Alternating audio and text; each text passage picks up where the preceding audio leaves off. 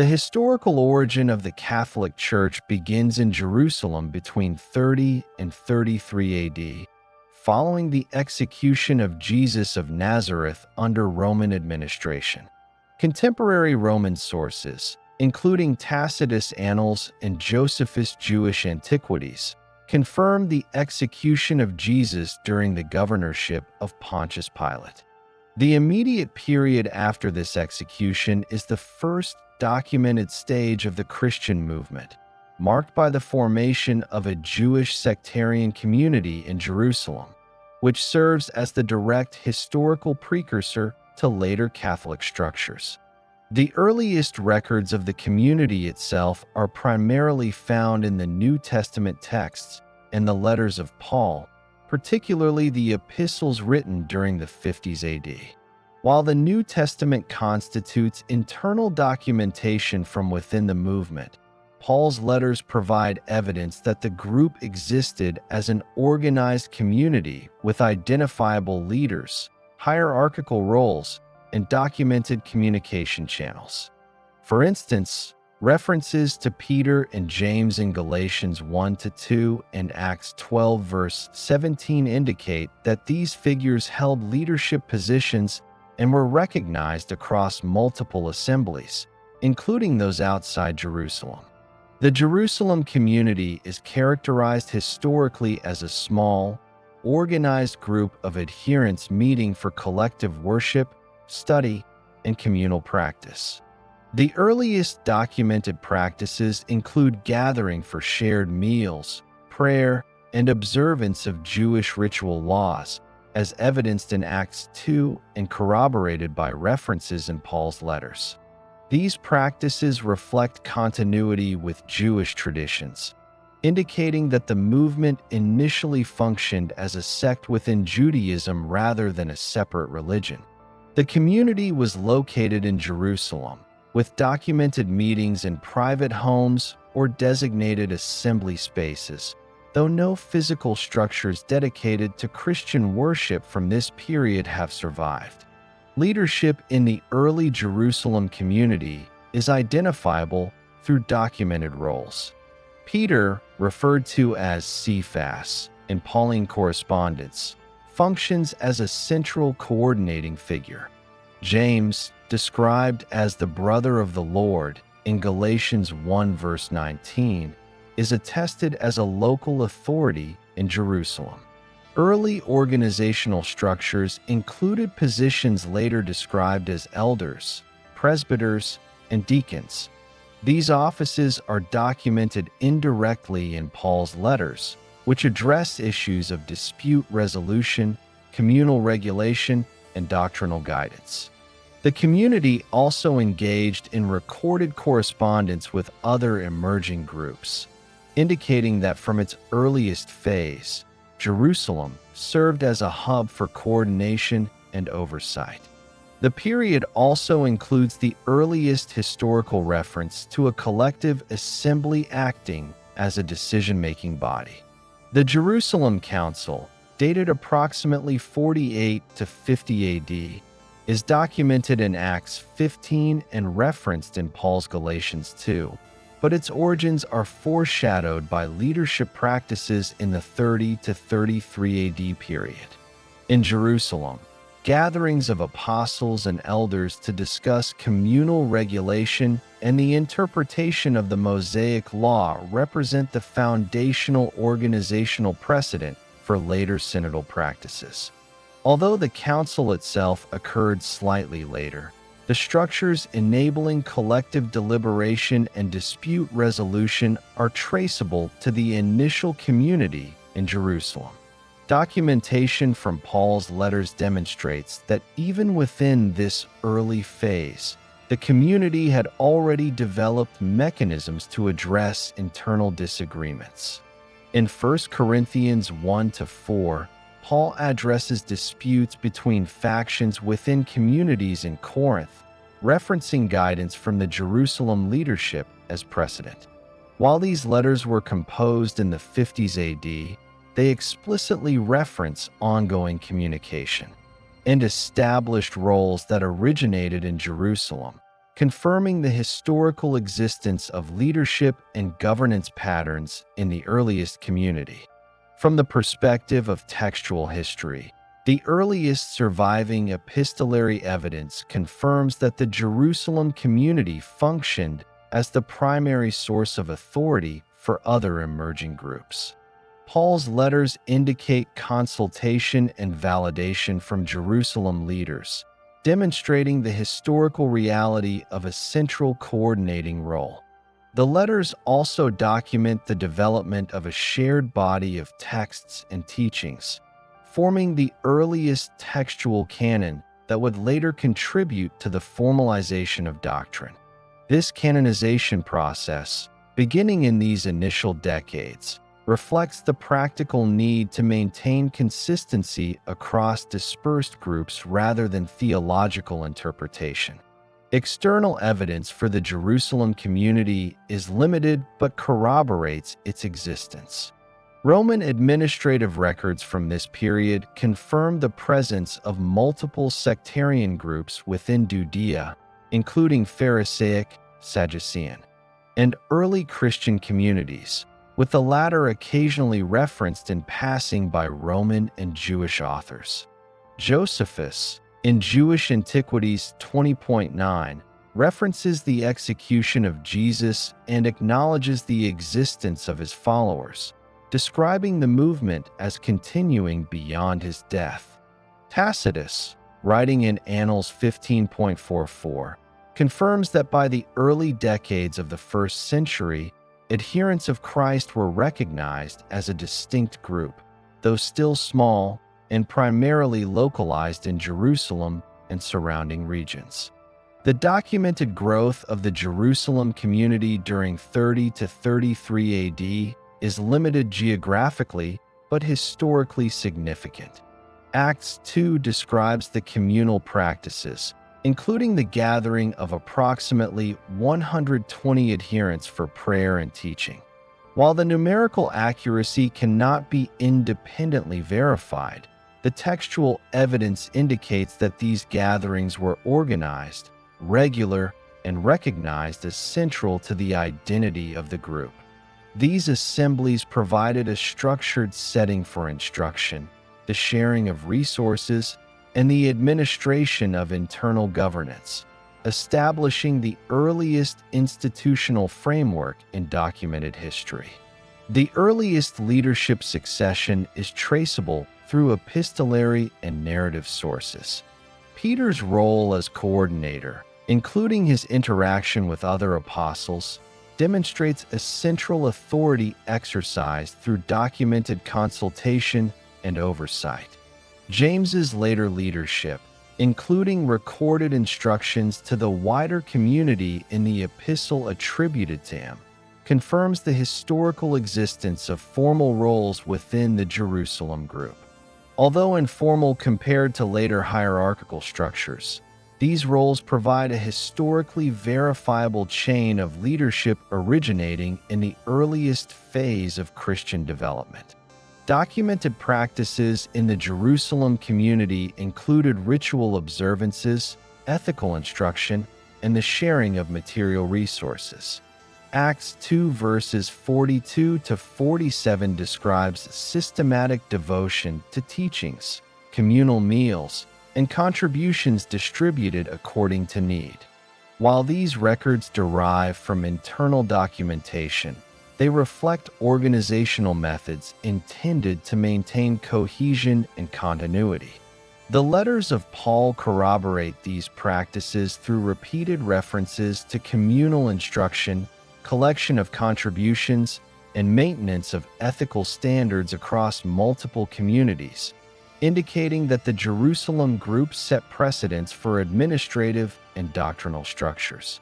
The survival and continuation of the Jerusalem community through the period of 30 to 33 AD are confirmed by the establishment of ongoing networks connecting emerging communities in Judea, Syria, and Asia Minor. Letters indicate correspondence with groups in Antioch and Galatia, showing that the Jerusalem community functioned as an early hub for coordination.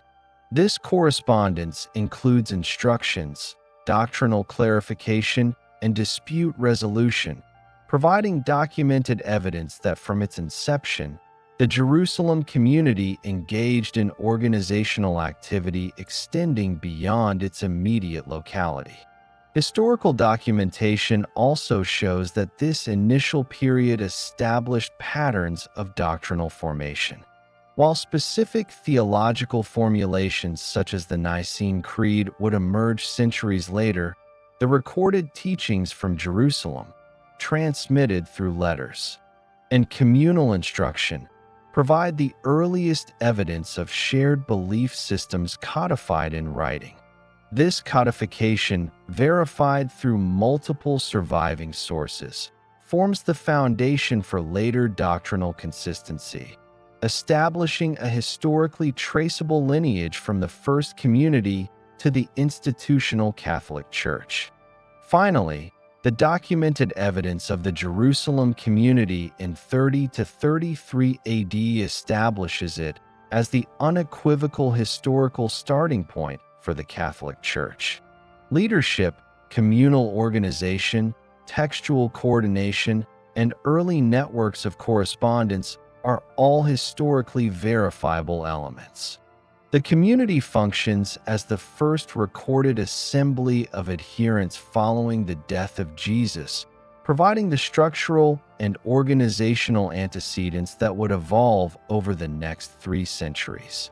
These historical facts, drawn exclusively from letters, early Christian writings, and Roman records, provide the foundation for understanding the Catholic Church's origin as a process beginning in Jerusalem and culminating in the institutional consolidation of the 4th century. The historical expansion of the earliest Christian movement beyond Jerusalem spans approximately 33 to 50 AD. This period is documented primarily through the letters of Paul, the Acts of the Apostles, and corroborating references in early ecclesiastical writings. During these 2 decades, the movement transitions from a localized Jewish sect in Jerusalem to a network of communities dispersed across Judea, Syria, and Asia Minor. This expansion lays the structural and organizational foundations that later facilitate the formation of the Catholic Church. Following the execution of Jesus around 30 to 33 AD, the Jerusalem community served as the primary center of coordination for the nascent movement. By the mid-30s AD, members of this group began relocating to other regions, both voluntarily and in response to sporadic local hostilities. Acts 8 verses 1 to 4 documents the dispersal of certain members to Judea and Samaria following persecution, providing the earliest historical indication of expansion beyond Jerusalem. The letter of Paul to the Galatians also confirms that early converts and missionaries established contact with other emerging groups, reflecting continuity in organizational communication. Central to this expansion is the missionary activity of Paul, documented through his epistles and the Acts of the Apostles.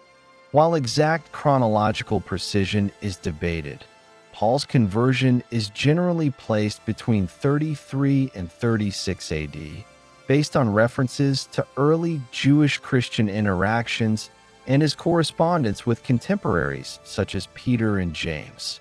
Historical records within Galatians 1 verses 18 to 19 indicate that Paul visited Jerusalem to meet Peter and James, confirming the continued centrality of the Jerusalem community while marking the beginning of his travels.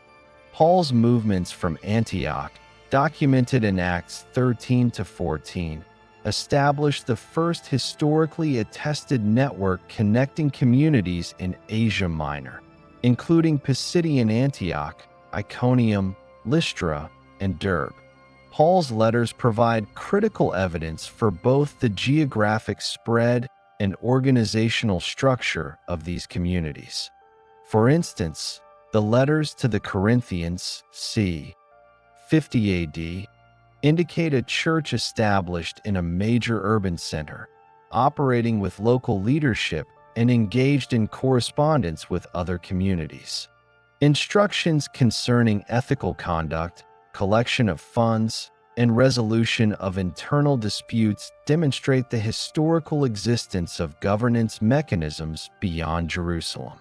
Similarly, the epistles to the Galatians, Philippians, and Thessalonians document the existence of organized assemblies with identifiable presbyters and deacons, confirming the development of leadership structures across multiple cities. Other historical evidence for expansion comes from the Acts of the Apostles, which records Peter's activity in regions such as Caesarea and Joppa, providing documentation that the Jerusalem community exercised influence over newly formed groups. Acts 10 describes Peter's visit to Cornelius in Caesarea, illustrating the initial integration of non-Jewish converts. While the account is internal to the Christian textual tradition, cross-references in Paul's letters suggest coordination between these early missions and the Jerusalem leadership, providing historically plausible evidence for a networked expansion. The period also includes documented interactions between emerging Christian communities and local Jewish populations. Acts 11 verses 19 to 21 describes the establishment of assemblies in Phoenicia, Cyprus, and Antioch by members dispersed from Jerusalem. These communities maintained core practices of the original Jerusalem group, including teaching, communal meals, and adherence to ethical norms, while beginning to adapt organizational structures to their respective urban and cultural environments. Paul's letters later reference doctrinal disagreements arising in these locations, indicating that early expansion required mechanisms for communication, guidance, and oversight. Significant historical documentation also comes from the establishment of Antioch as a major center of missionary activity. Acts 11 verse 26 records that the term Christian was first applied to the community in Antioch, indicating the growth of a distinct identity within the wider Roman and Jewish contexts. Paul's later letters reference Antioch as the base for his missionary journeys, confirming the city's central role in coordinating expansion across multiple provinces. The documented administrative capacity of Antioch reflects the replication of organizational practices originating in Jerusalem, including the appointment of elders, management of resources, and maintenance of doctrinal instruction. The expansion period includes the development of mechanisms for dispute resolution and collective decision-making. The correspondence preserved in Paul's letters demonstrates that early communities encountered doctrinal and practical conflicts. Examples include disputes over observance of Jewish law among Gentile converts, Galatians 2, and ethical disputes in Corinth, First Corinthians 5-6. These records provide evidence that by the mid-1st century, communities beyond Jerusalem were adopting structured methods to address challenges, reflecting the transmission of organizational norms from the original Jerusalem group. The Jerusalem Council, dated approximately 48 to 50 AD, represents the historical culmination of this period of expansion. Documentation in Acts 15 and Paul's reference in Galatians 2 confirms that leaders from multiple regions, including Antioch, participated in deliberations regarding the obligations of Gentile converts. The council's decisions, preserved in Acts 15 verses 19 to 29, illustrate the historical existence of coordinated decision-making, the establishment of regulatory norms, and the acknowledgement of leadership authority originating in Jerusalem. This council provides a concrete example of early governance extending beyond a single locality, demonstrating the historical progression from a Jerusalem-centered community to a networked system of assemblies. Historical records from Paul's letters indicate that by 50 AD, multiple cities in the Roman provinces of Syria, Asia Minor, and Greece hosted Christian communities functioning under identifiable leadership and engaged in correspondence with other groups. Epistles to Corinth, Galatia, and Philippi document ethical instruction, organizational hierarchy, and the collection of contributions, reflecting administrative capacity. The letters also reference challenges such as factionalism, doctrinal disagreements, and disputes over leadership, confirming the historical reality of complex organizational activity. These records collectively demonstrate that the movement had transitioned from a localized sect to a dispersed network of communities linked by correspondence, shared practices, and centralized guidance. External historical sources provide additional corroboration. Josephus, writing in the late 1st century, confirms the existence of sectarian groups within Judea, although he does not elaborate on specific activities outside Jerusalem.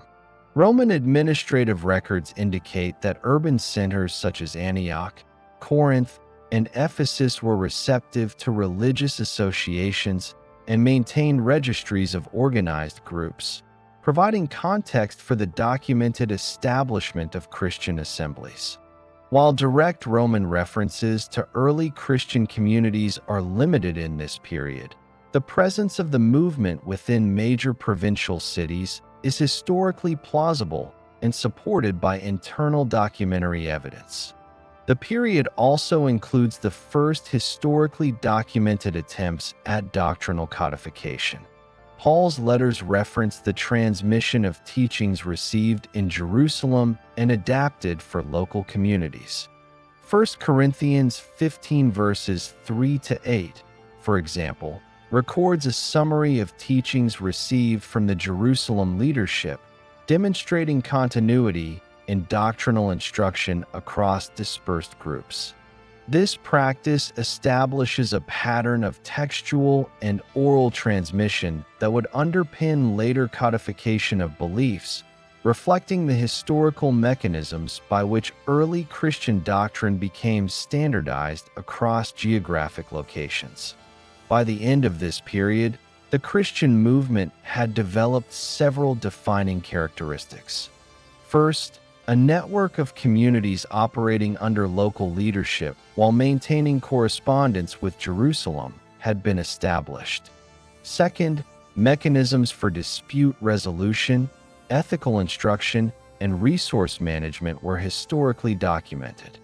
Third, the foundation for doctrinal consistency, including the transmission of teachings and adherence to principles received from the Jerusalem leadership, was firmly in place. These developments provide the documented historical basis for understanding the transition from a localized sect in Jerusalem to a multi-regional network, setting the stage for the eventual institutionalization of the Catholic Church in the subsequent decades. From 50 to 70 AD represents a crucial stage in the historical development of the earliest Christian communities. During these 2 decades, the movement transitioned from a loosely organized network of assemblies into a more structured system with emerging leadership hierarchies and mechanisms for doctrinal standardization. Evidence for this phase is preserved primarily in the letters of Paul, the Acts of the Apostles, and the correspondence and writings of early Christian leaders. External documentation from Roman and Jewish sources provides additional corroboration regarding the existence and challenges of these communities within the broader socio-political environment. The historical context of this period is characterized by the continuing expansion of Christian communities across the Eastern Mediterranean, including Judea, Syria, Asia Minor, and Greece. Paul's letters, particularly those to the Corinthians, Galatians, and Thessalonians, confirm the existence of local assemblies with identifiable presbyters, deacons, and elders. These letters also provide evidence of internal disputes and the necessity of structured governance. In 1 Corinthians 5-6, Paul addresses conflicts among community members and establishes procedural norms for resolution, demonstrating the application of organizational authority across geographically dispersed communities. One of the earliest documented examples of collective decision-making is the Jerusalem Council, conventionally dated around 48 to 50 AD. Acts 15 verses 1 to 29 provides a detailed account of the deliberation concerning the requirements for Gentile converts, specifically whether adherence to the Mosaic law, including circumcision, was necessary. Paul and Barnabas, representing communities outside Jerusalem, presented the challenges faced by Gentile converts, while the apostles and elders in Jerusalem, including James, exercised their documented authority to adjudicate and establish a binding resolution. Galatians 2 verses 1 to 10 corroborates this council, noting that Paul received formal recognition for his ministry to non-Jews and that a unified position was established regarding Gentile observance of Jewish law. This event demonstrates historical evidence of governance, doctrinal coordination, and centralized consultation originating in Jerusalem while extending influence to distant communities. During this period, the expansion of Christian communities was accompanied by conflicts arising from differing interpretations of teachings and local customs. The letters of Paul provide explicit documentation of doctrinal disagreements, ethical disputes, and issues of community discipline. For example, the correspondence with the Galatians addresses the imposition of Jewish legal observances on Gentile converts, while 1 Corinthians details disputes over leadership recognition, the appropriate conduct of communal gatherings, and sacramental observance. These letters, composed between approximately 50 and 57 AD, reflect the operational challenges faced by early Christian communities as they increased in size and geographic spread. They also document the transmission of authoritative guidance from Jerusalem and the coordination between regional leaders. The destruction of the Second Temple in Jerusalem in 70 AD represents a critical historical marker for this phase of early Christianity. The Roman siege and subsequent demolition, documented in detail by Josephus in Jewish War 6.300-340, fundamentally altered the religious landscape of Judea. The recorded loss of the temple eliminated the central site of Jewish ritual practice and had direct implications for the Jerusalem Christian community, which had previously operated within the broader framework of Jewish religious life. This event accelerated the movement's separation from its Jewish origins and created conditions that necessitated the formalization of leadership and doctrinal identity independent of the temple structure. The historical documentation indicates that the community adapted to these changes by consolidating leadership roles, formalizing correspondence with distant assemblies, and reinforcing shared teachings. Historical evidence from Paul's letters during this period further illustrates the institutional development of Christian communities. The collection for Jerusalem, referenced in 1 Corinthians 16 verses 1-4 and 2 Corinthians 8-9, demonstrates the coordinated efforts of communities across multiple regions to support central initiatives. This practice required documented systems of communication, financial management, and leadership oversight, all of which are corroborated in the letters themselves. The operation of these networks reflects the practical emergence of administrative structures that would later characterize Catholic governance, including mechanisms for accountability, authority, and resource distribution. In addition to the letters of Paul, First Peter, likely composed in the late 1st century, provides evidence of organizational hierarchy and the role of local leaders in maintaining doctrinal consistency. First Peter 5 verses 1 to 4 instructs presbyters to exercise oversight without domineering, indicating the formal acknowledgement of episcopal roles in communities across Asia Minor. While dating is approximate, the text confirms the historical existence of defined leadership offices responsible for governance, instruction, and dispute resolution. These roles, documented in correspondence and epistolary instruction, represent the earliest historically verifiable structures resembling the episcopal hierarchy that would later be central to Catholic administration. The historical record also documents the continued coordination between Jerusalem and emerging communities. Letters exchanged between Paul, Peter, and other regional leaders indicate a networked approach to guidance, teaching, and dispute resolution. Galatians 2 verses 7 to 10 demonstrates that decisions made by the Jerusalem leadership carried authority recognized by communities throughout Syria, Cilicia, and Asia Minor.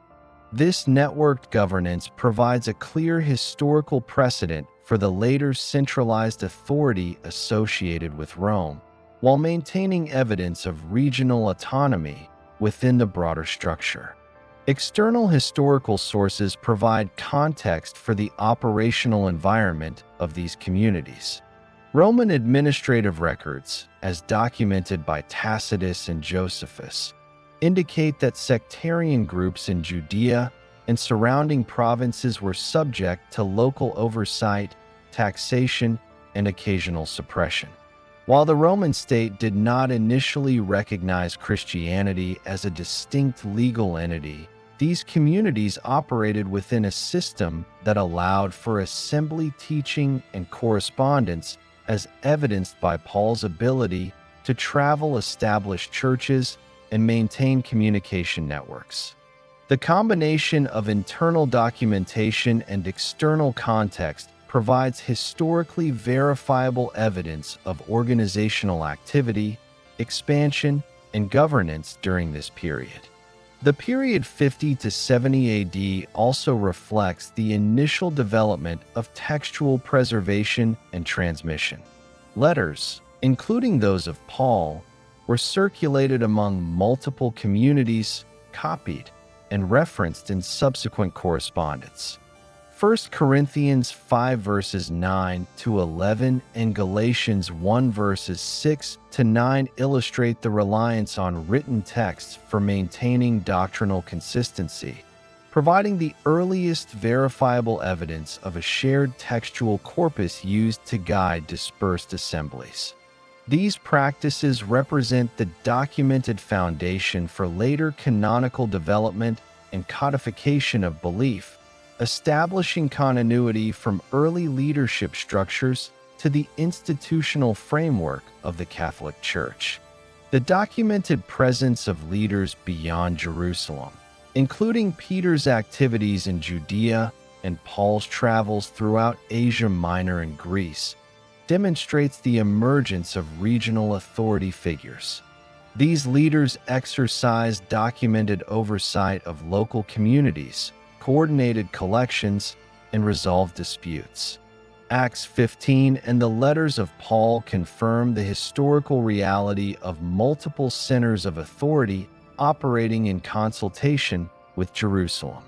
This coordination is significant as the first stage of the development of hierarchical structures, including the episcopate, presbyterate, and diaconate, which are consistently documented throughout the late 1st century and into the 2nd century. By the end of this period, Christian communities were distributed across multiple provinces, functioning under historically documented leadership, maintaining correspondence, and addressing doctrinal disputes through recorded mechanisms. The destruction of the Second Temple in 70 AD catalyzed the final phase of separation from Jewish ritual structures, establishing conditions for independent organizational development. Historical sources confirm the continuation of Jerusalem's authority in guiding dispersed communities while allowing regional leaders operational autonomy. Letters, acts, and corroborating Roman records provide evidence for a multi-layered structure of oversight, governance, and doctrinal coordination that constitutes the historical foundation for the future Catholic Church.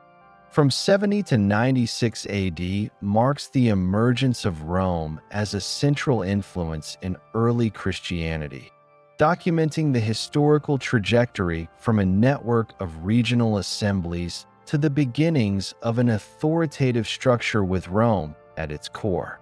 The destruction of the Second Temple in 70 AD, recorded in Josephus' Jewish War 6.300 to 340, had already forced the Jerusalem Christian community to reorganize, diminishing its central role.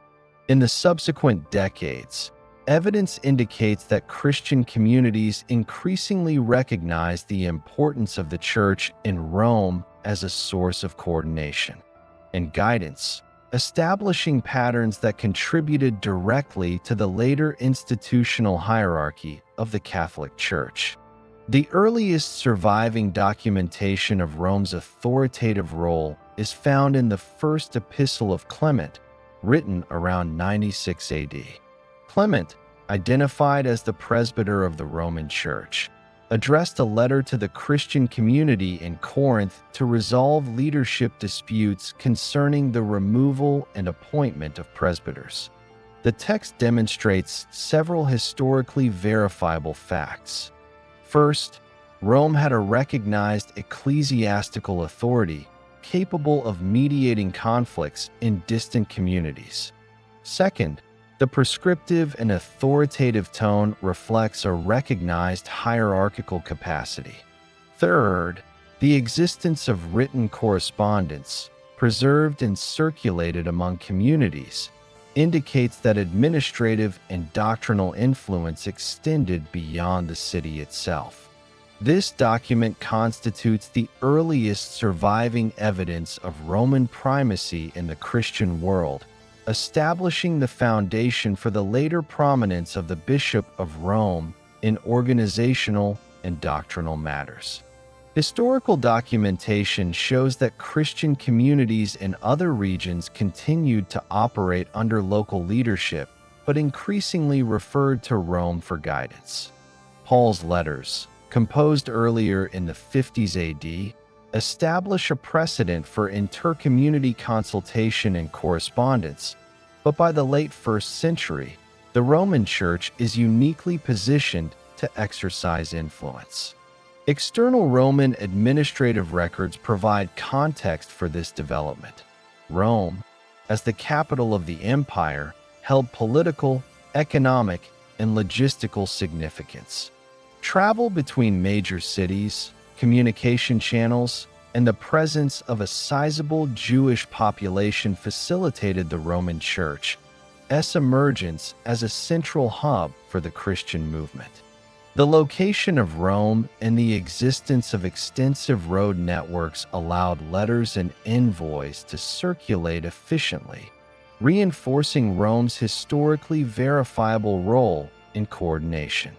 During this period, Christian communities continued to experience sporadic persecution, which is documented in both internal and external sources. Tacitus, in Annals 15.44, describes the execution of Christians under Nero in 64 AD following the fire of Rome. While this event predates the Epistle of Clement, it provides historical evidence of the vulnerabilities and public challenges faced by Christian communities. Correspondence, such as the first epistle of Clement, references prior instances of turmoil and unrest, reflecting the documented need for authoritative guidance and dispute resolution. These circumstances, along with the expansion of communities in the provinces, contributed to the recognition of Rome as a stabilizing center of leadership. The epistle itself demonstrates historically significant organizational features.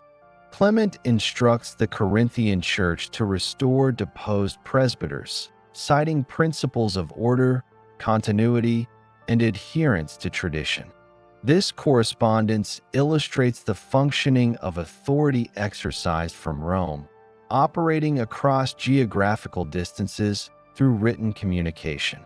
The prescriptive measures described in the letter reflect documented historical practices of governance, including the recognition of leadership roles, the resolution of disputes, and the coordination of doctrinal and ethical standards. This evidence supports the conclusion that by the end of the 1st century, Rome had begun to exercise a historically verifiable primacy among Christian communities, a role distinct from local assemblies, yet complementary to regional leadership structures.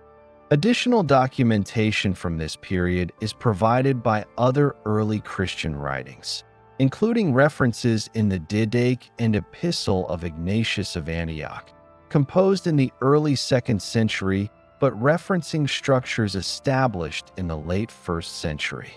These texts describe hierarchical arrangements within churches, including bishops, presbyters, and deacons, with the Roman Church recognized as a principal point of reference.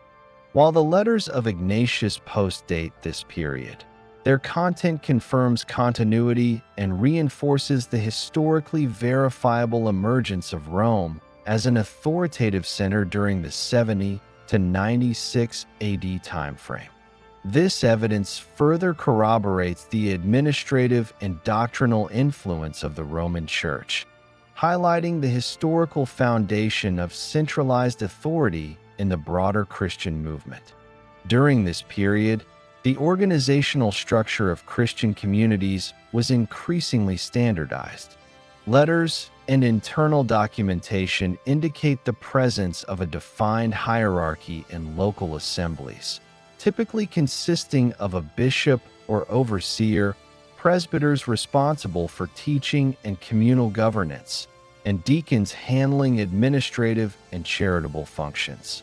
While variations existed between cities, this structure was consistently documented in correspondence and internal letters.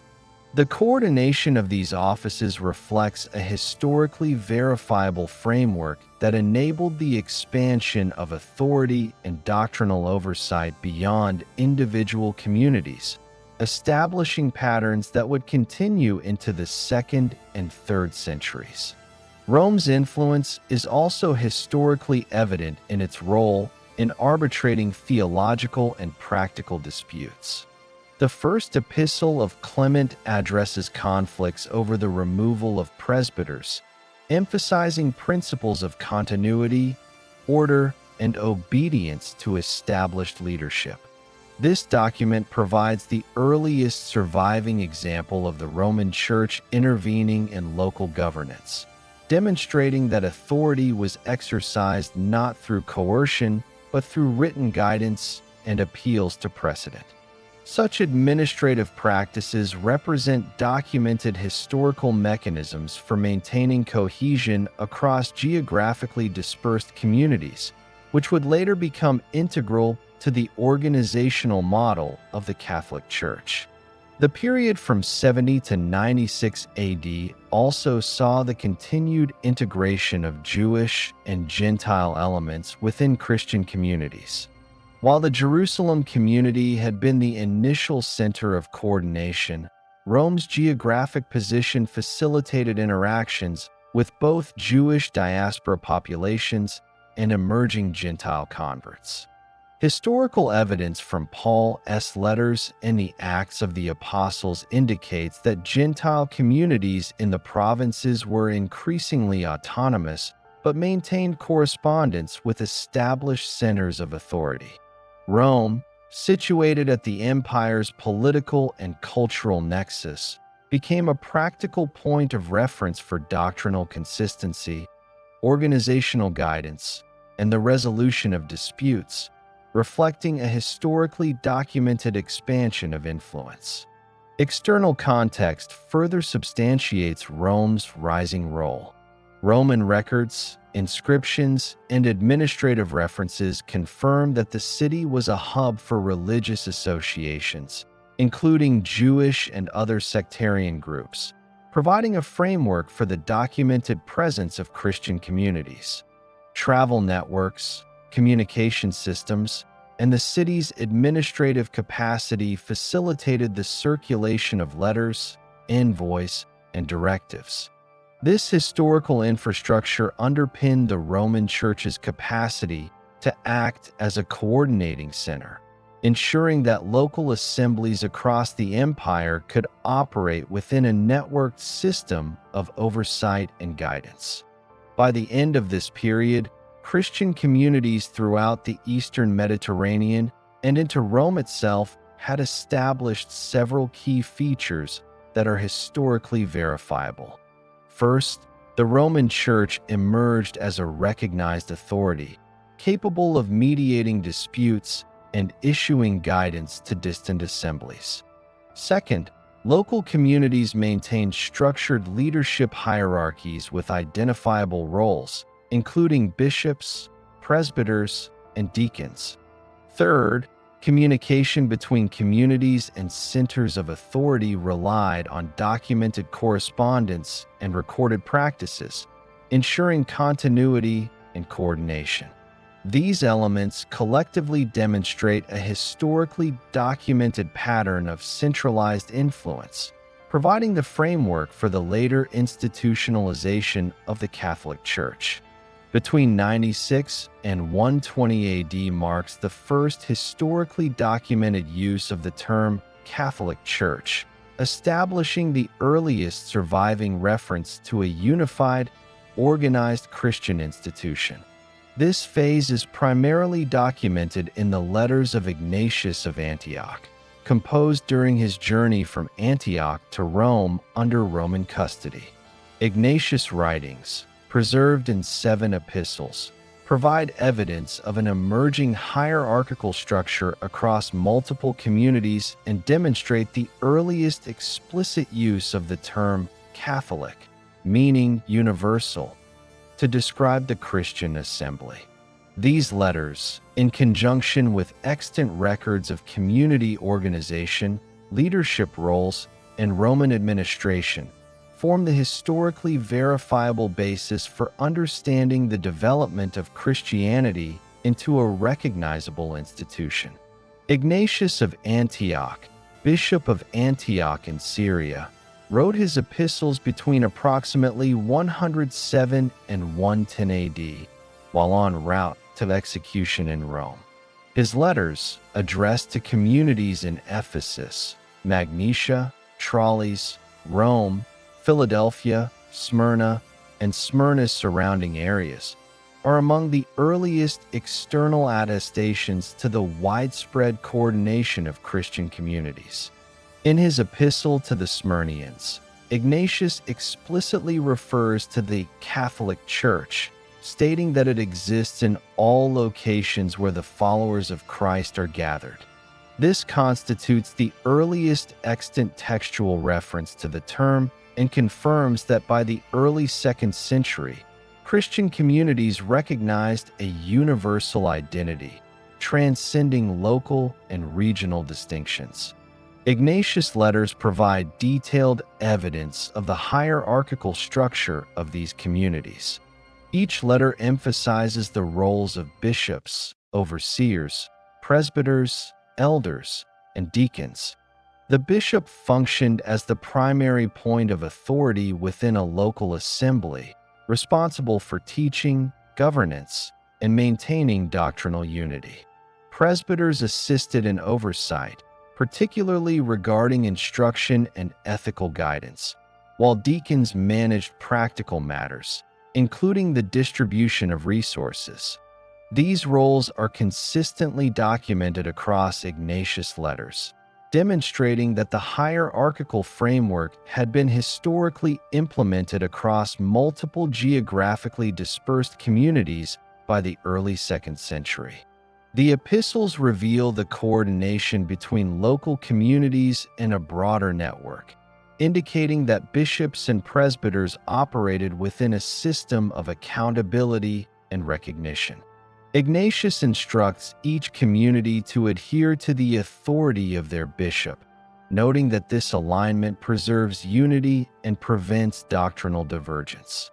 The letter's content reflects the historical existence of organized structures, demonstrating mechanisms for oversight, dispute resolution, and standardized practice. These practices, documented in multiple communities simultaneously, provide evidence of operational continuity and the transmission of authoritative norms across the early Christian world. The use of the term Catholic in these letters is historically significant. The Greek term katholikos translates as universal or general, reflecting recognition of the Church's cohesion across diverse locations. This usage indicates an awareness of shared identity, doctrinal consistency, and hierarchical governance extending beyond individual assemblies. Ignatius' consistent reference to the Catholic Church confirms that by this period, communities not only maintained local leadership, but also recognized their integration into a universal body. The documented terminology provides the earliest explicit indication of institutional awareness and centralized coordination within early Christianity. Historical context situates these developments within the broader environment of the Roman Empire. By 100 AD, Christian communities were present throughout Asia Minor, Syria, and parts of Greece and Rome itself. Roman administrative structures and communication networks, including roads, ports, and courier systems, facilitated the circulation of letters and the dispatch of envoys. Ignatius' letters, written under Roman escort and preserved through subsequent copying, demonstrate the practical application of these networks. Communities could maintain coordinated oversight, transmit instructions, and enforce doctrinal consistency despite geographic dispersion.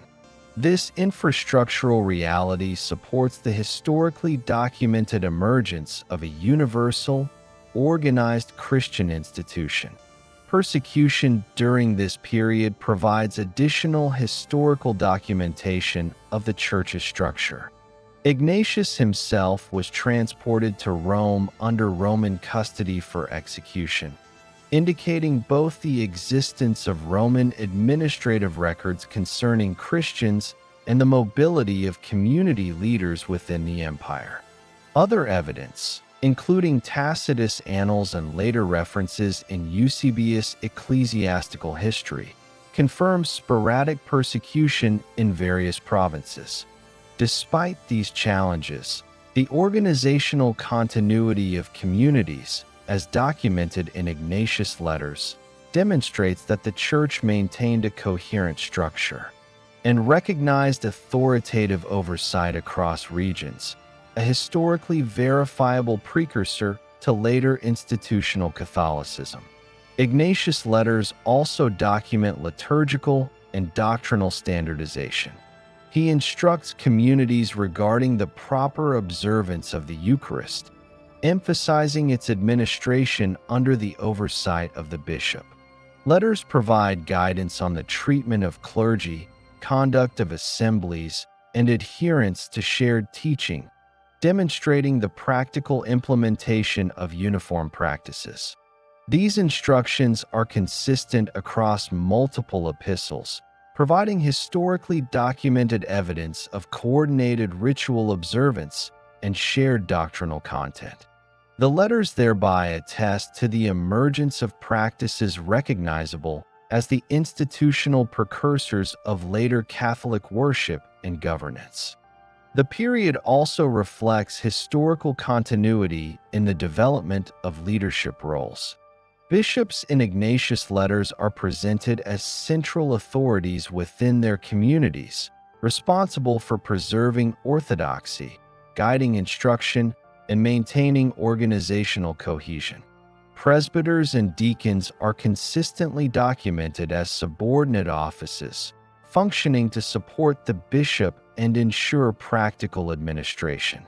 This triadic hierarchy, bishop, presbyter, deacon, is documented across multiple locations, indicating the implementation of standardized governance structures by 120 AD. The consistent replication of these offices across dispersed communities is historically verifiable and provides the structural foundation for the Catholic hierarchy recognized in subsequent centuries. External documentation, though limited for this period, provides corroboration. Roman records acknowledge the presence of Christian communities in major urban centers, including Rome, Antioch, and Ephesus, though often indirectly through references to legal proceedings or census records. Josephus, though writing earlier, documents the persistence of Jewish sectarian groups, of which early Christian communities were initially considered a subset. Roman administrative infrastructure allowed for coordination and correspondence among communities, enabling the networked hierarchy described in Ignatius' letters to operate effectively. This contextual evidence supports the historical reliability of the epistolary record. The period between 96 and 120 AD also demonstrates the evolution of communication practices within the Church. Letters served not only to instruct and correct local communities, but also to reinforce identity and organizational cohesion.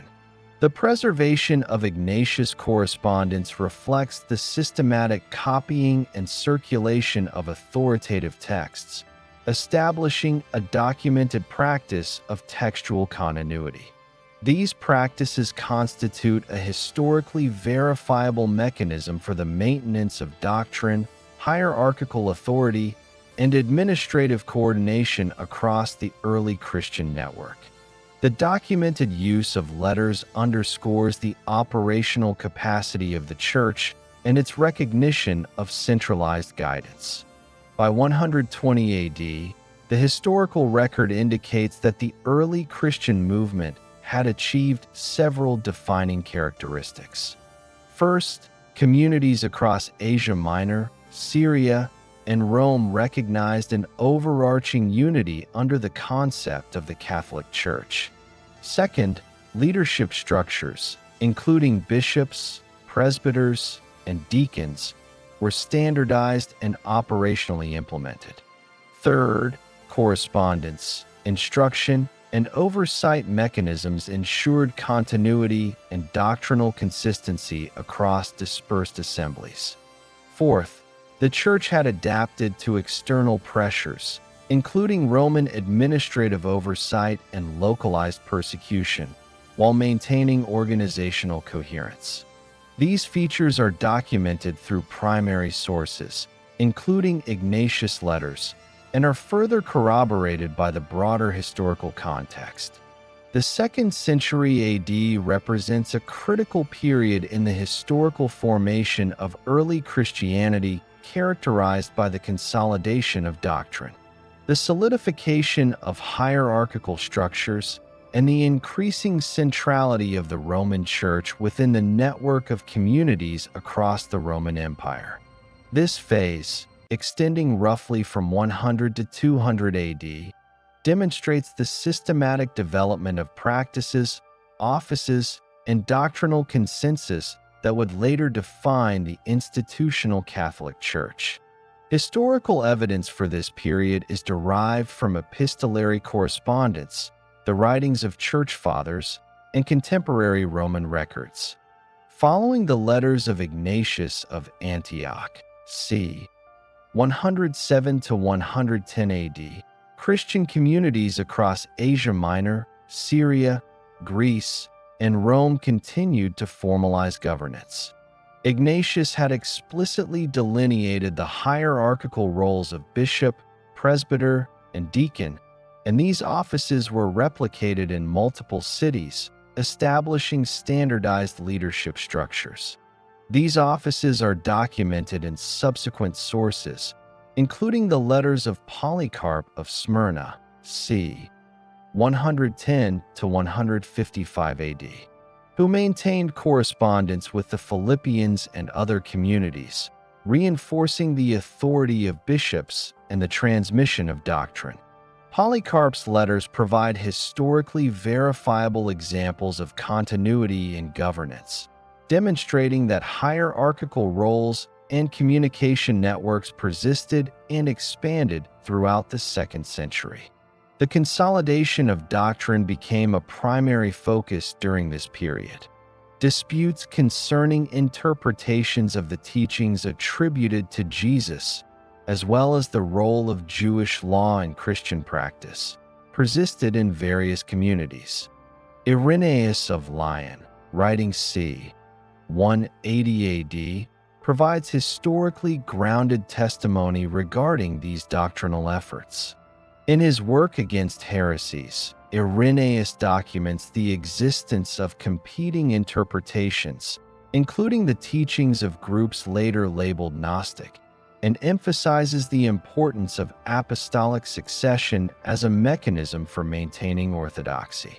He identifies the Church of Rome as possessing a special authority derived from its connection to the apostles, Peter and Paul, which functioned historically to coordinate doctrine across geographically dispersed assemblies.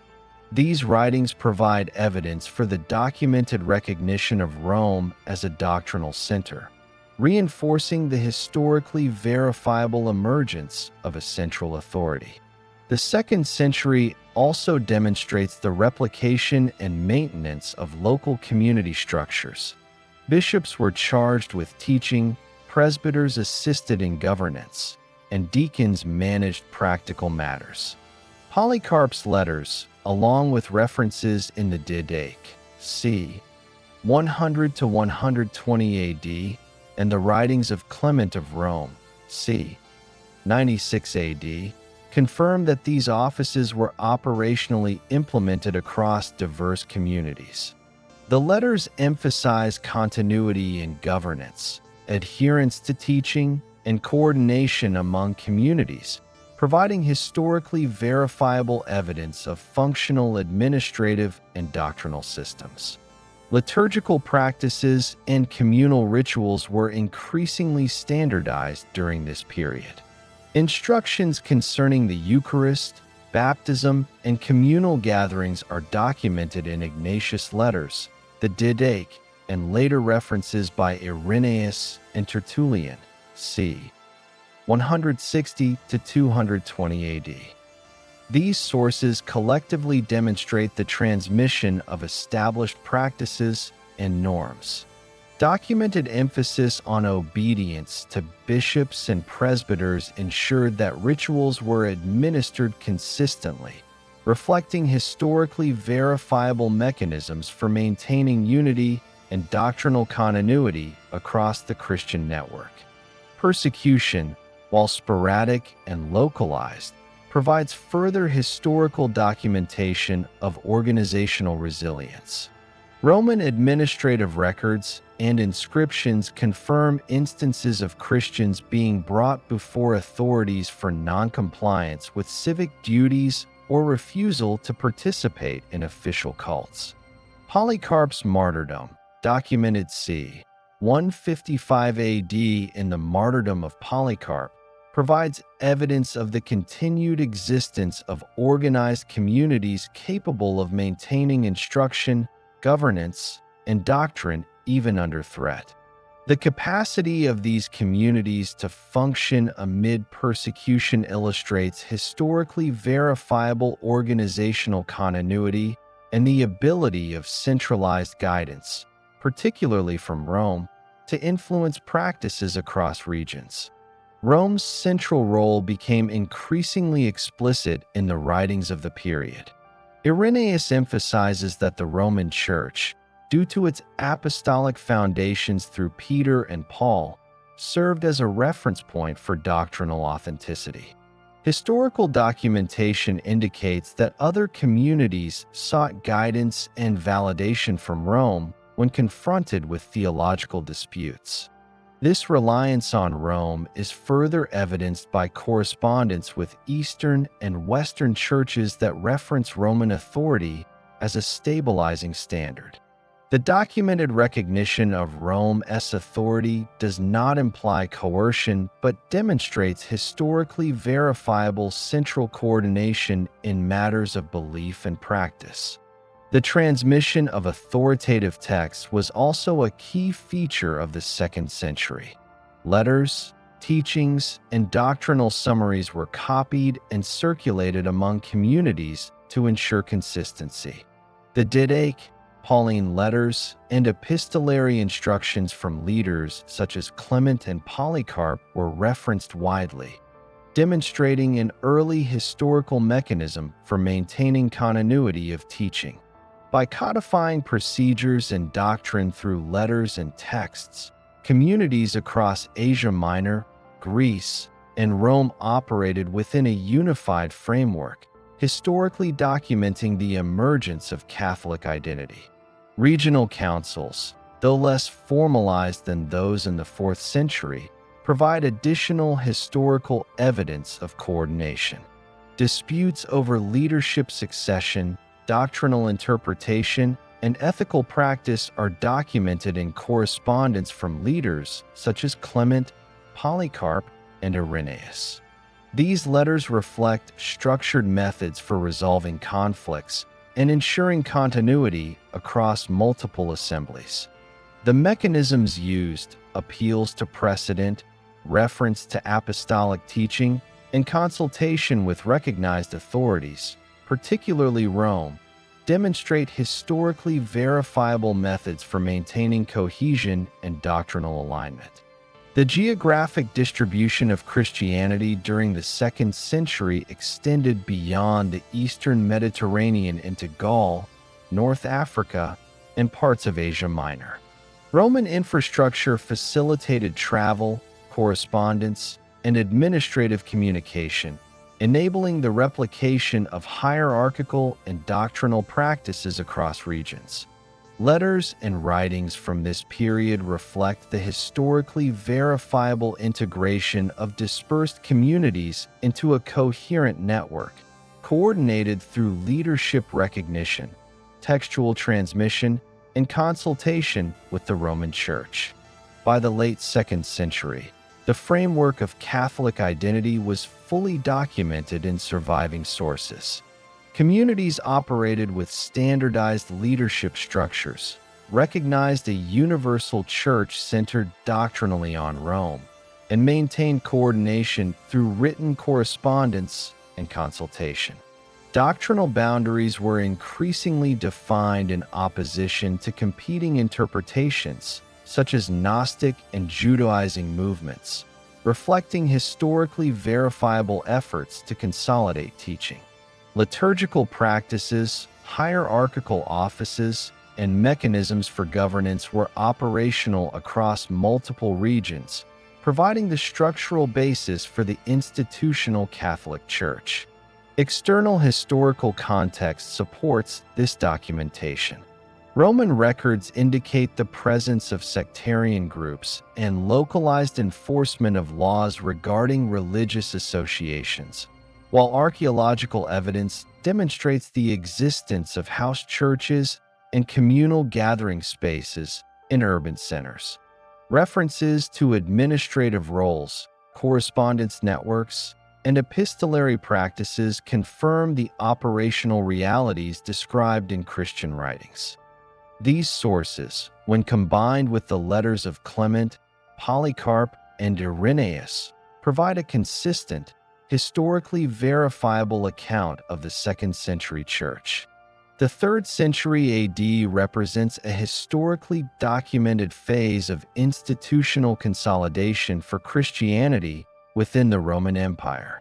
Between 200 and 300 AD, Christian communities expanded geographically, standardized hierarchical structures, and reinforced administrative and doctrinal cohesion despite intermittent periods of persecution.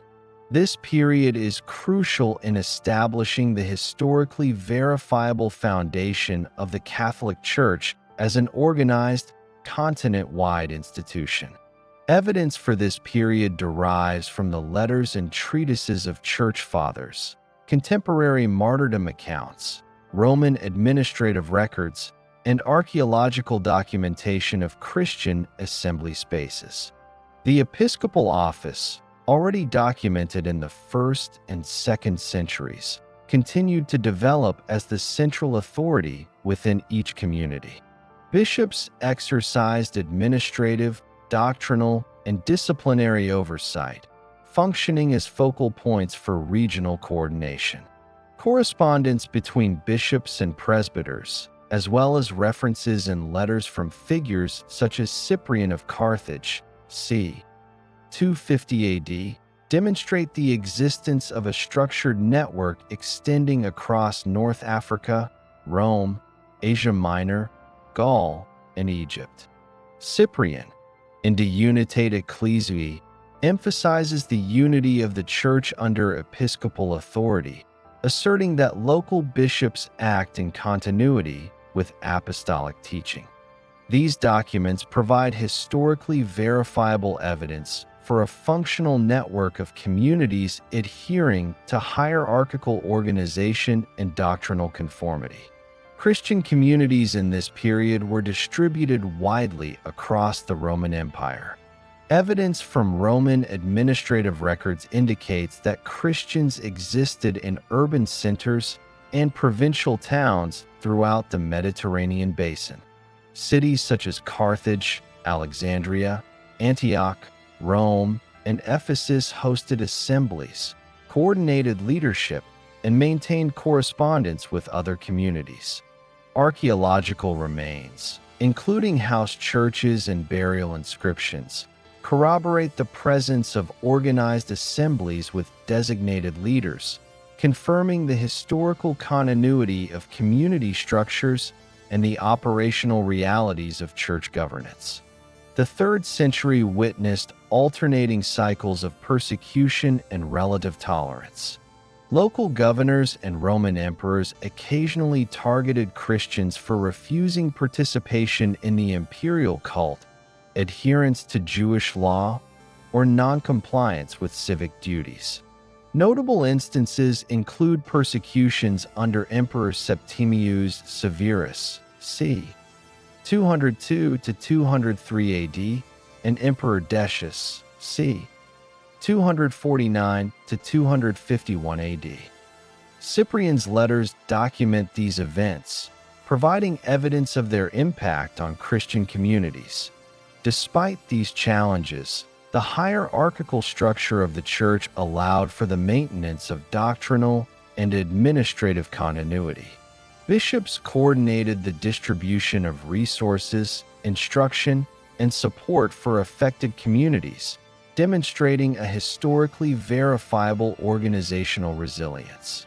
Regional councils provide additional evidence of administrative and doctrinal development. Cyprian records assemblies of bishops in Carthage, convened to resolve disputes concerning the treatment of lapsed Christians, those who had renounced their faith under persecution, and the proper reintegration of these individuals. These councils, documented in letters and treatises, establish procedures for decision-making, conflict resolution, and enforcement of communal norms.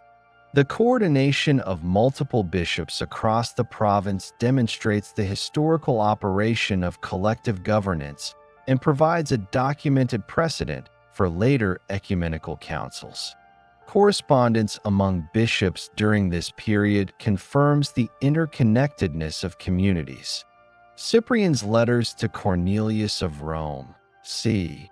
251 AD, discuss issues of discipline, clerical authority, and community unity, reflecting the practical application of hierarchical governance across geographically dispersed regions. Similarly, letters exchanged between bishops in Asia Minor, Gaul, and North Africa provide evidence of shared administrative practices and doctrinal consultation.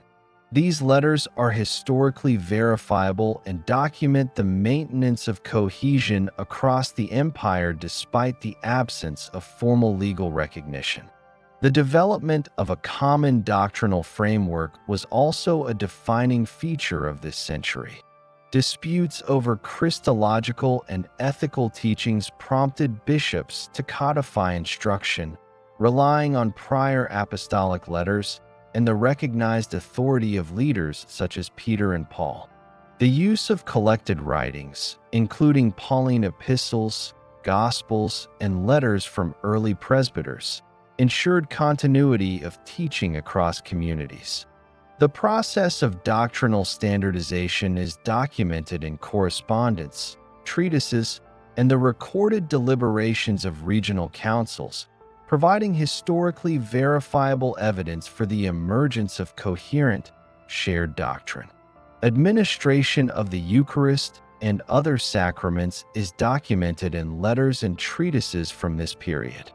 Bishops oversaw the celebration of the Eucharist within their communities, ensuring consistency with apostolic practice and doctrinal instruction. Cyprian describes the Eucharist as a symbol of unity under episcopal oversight, reinforcing both doctrinal and organizational cohesion. References to presbyters assisting in liturgical instruction and deacons managing the logistical aspects of community gatherings further confirm the operational implementation of a hierarchical structure. These practices are verifiable through both internal documentation and corroborating historical accounts. The 3rd century also demonstrates continuity in the treatment and preservation of texts. Letters and treatises from bishops were copied and circulated among communities, ensuring that doctrinal instructions and administrative guidance were accessible across regions.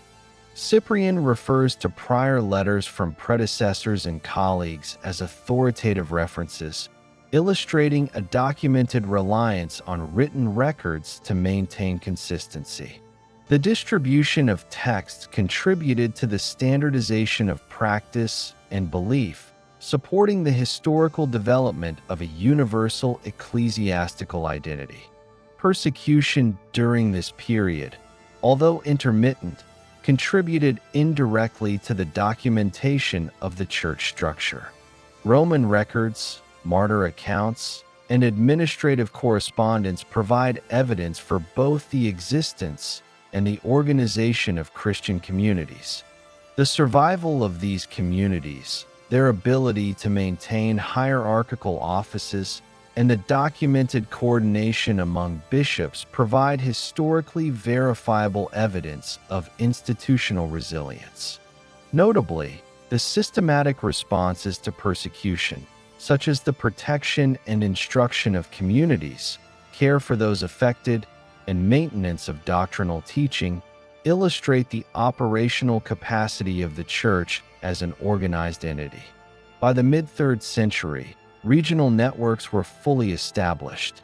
Bishops operated as recognized authorities in their respective provinces, maintaining correspondence with peers, resolving disputes, and ensuring adherence to shared doctrine. Assemblies maintained consistent liturgical practices, ethical standards, and leadership structures. Communities coordinated with the Roman Church, which continued to serve as a reference point for orthodoxy, though full primacy would be more formally recognized in later centuries. This documentation confirms the historical development of a continental network, operationally functional, and structurally coherent, forming the documented basis of the Catholic Church. Archaeological evidence corroborates textual documentation. House churches, inscriptions, and epigraphic records confirm the existence of designated Christian gathering spaces, leadership offices, and communal activities. These findings align with documented hierarchies and provide physical corroboration of the historically verifiable organizational structures described in letters and treatises. The convergence of textual and archaeological evidence establishes a robust historical record for the 3rd century. Between 303 and 313 AD constitutes the most severe phase of Roman state-sanctioned opposition to Christianity in the early Church's history, historically documented as the Great Persecution under Emperor Diocletian and his co-rulers. This decade of persecution provides critical historical insight into the institutional resilience, organizational capacity, and administrative cohesion of Christian communities within the Roman Empire. Evidence derives from contemporary accounts, including the writings of Eusebius of Caesarea, surviving letters of bishops, imperial edicts, and Roman administrative records, all providing a historically verifiable record of the events and their consequences. The Great Persecution commenced in February 303 AD, following a series of edicts issued under Diocletian, Galerius, and Constantius Chlorus. These edicts are preserved in multiple historical sources, including Eusebius' Ecclesiastical History, Book 8, and Lactantius de Mortibus Persecutorum.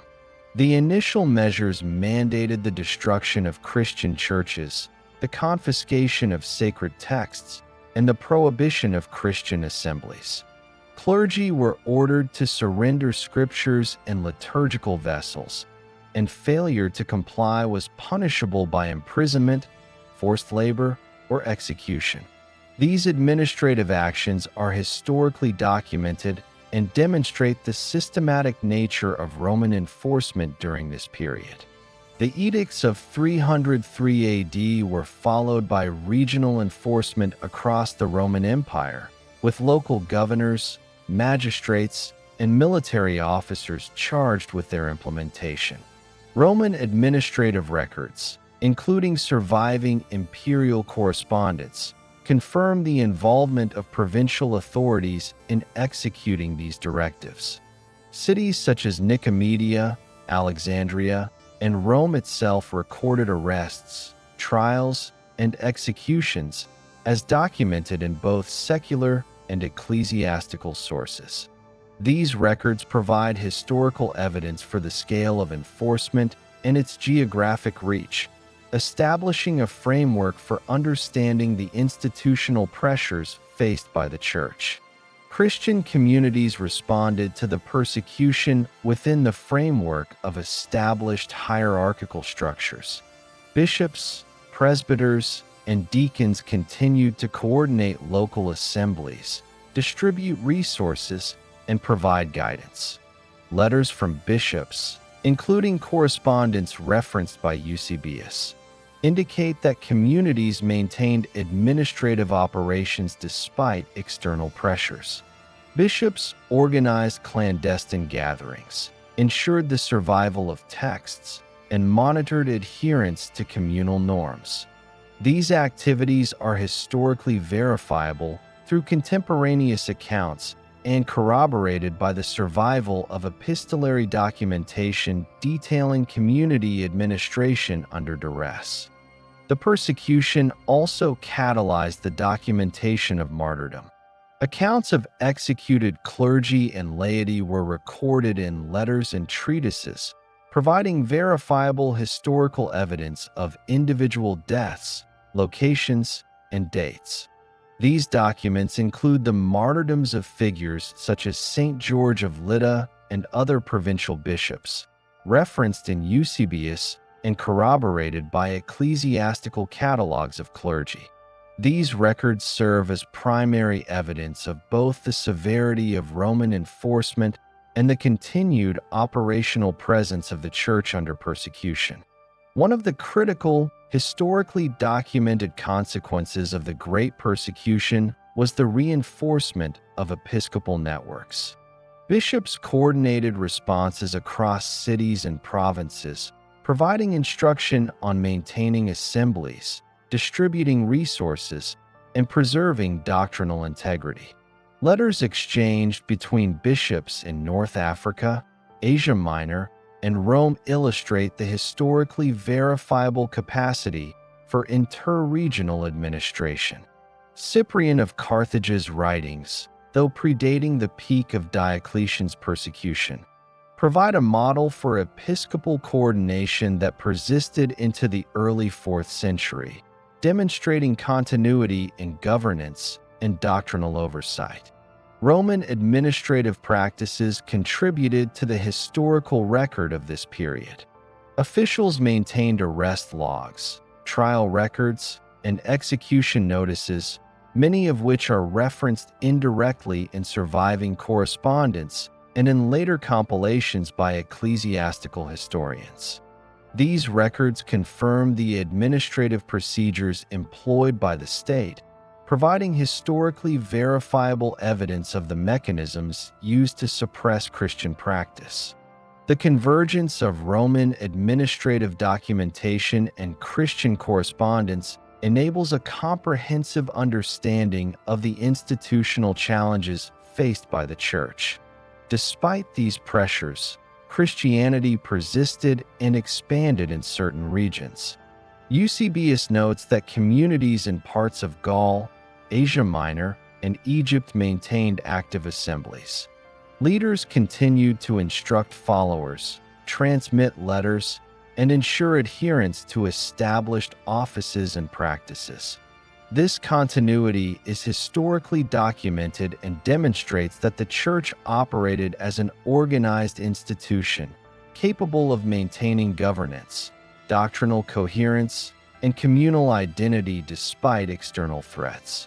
The period of persecution ended with the issuance of the Edict of Milan in 313 AD by Constantine, then Augustus of the Western Roman Empire, and Licinius, Augustus of the Eastern Roman Empire. This edict, preserved in Lactantius de Mortibus Persecutorum, Book X, granted Christianity legal tolerance throughout the empire, explicitly restoring confiscated property, permitting the construction of churches, and allowing public practice of the faith. This document represents a historically verifiable turning point, marking the transition from clandestine survival to legal recognition and institutional consolidation. The Edict of Milan also established a legal framework that enabled the Church to operate openly and coordinate activities across the empire. Bishops were able to resume regular assemblies, collect contributions, and administer ecclesiastical resources without fear of state interference. Surviving letters and treatises from the period indicate a rapid resumption of communication between regional leaders, confirming historically documented networks that facilitated doctrinal consistency, administrative oversight, and hierarchical cohesion. The historically documented consequences of this period include both structural consolidation and strategic expansion. The survival of the Church through a decade of systematic persecution verified the functionality of hierarchical organization, communication networks, and doctrinal cohesion. Communities continued to replicate leadership roles, bishop, presbyter, deacon, and maintain the operational mechanisms developed over the previous 2 centuries. The practical experience of persecution reinforced the historical validity of institutional structures that would be foundational in the 4th century. Documentation from this period also demonstrates the role of Rome in coordinating the wider Church. The Bishop of Rome, referenced in surviving correspondence, serve as a point of reference for doctrinal decisions, particularly in relation to the reconciliation of lapsed members and the standardization of liturgical practice. These references, preserved in letters exchanged between Roman and provincial leaders, indicate historically verifiable administrative authority and coordination, reflecting continuity with the patterns established in the late 1st and 2nd centuries. By 313 AD, the Church had demonstrated resilience across multiple dimensions: administrative, doctrinal, and operational. Hierarchical structures were preserved under persecution, interregional communication remained functional, and communities adhered to established practices. The Edict of Milan removed the principal barrier to public operation, enabling the Church to consolidate existing structures, expand networks, and assert coordination across the empire. This historical documentation provides a clear, verifiable turning point in the institutional development of the Catholic Church. From 313 to 325 AD represents a historically documented phase in which the early Christian Church transitioned from legal tolerance to institutional consolidation under imperial support. Following the Edict of Milan in 313 AD, issued jointly by Constantine, Augustus of the Western Roman Empire, and Licinius, Augustus of the Eastern Roman Empire, Christianity gained legal recognition throughout the Roman Empire. This period is critical for the historically verifiable development of hierarchical structures, doctrinal coordination, and the operational mechanisms that culminated in the First Council of Nicaea in 325 AD.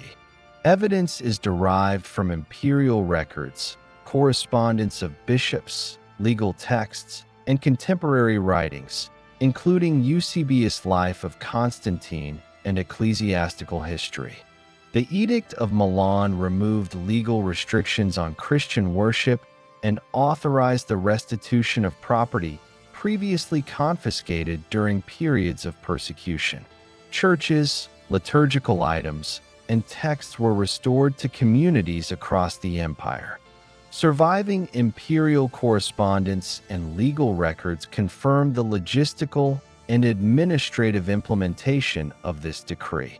Bishops were able to resume public assemblies, distribute resources, and exercise governance without fear of punitive measures.